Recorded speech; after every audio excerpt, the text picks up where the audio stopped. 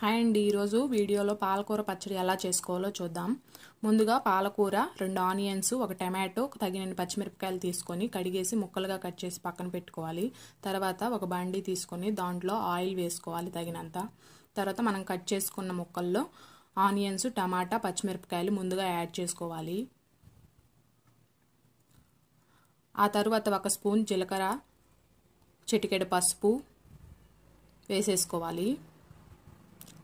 అవన్నీ వేసేసుకొని మిక్స్ చేసి మూత పెట్టేసి ఒక 5 నిమిషాలు మగ్గనిచ్చాలి. అవి మగ్గిపోయిన తర్వాత చూడండి ఇలా మగ్గబెట్టుకోవాలి. మగ్గిన తర్వాత పాలకూర కూడా దాంట్లో వేసేసుకోవాలి. పాలకూర కూడా వేసేసుకున్న తర్వాత దాన్ని బాగా మగ్గనిచ్చాలి. మగ్గిన తర్వాత ఇలా ఉంటుంది. ఇలా నీళ్లు లేకుండా మగ్గనిచ్చుకోవాలి.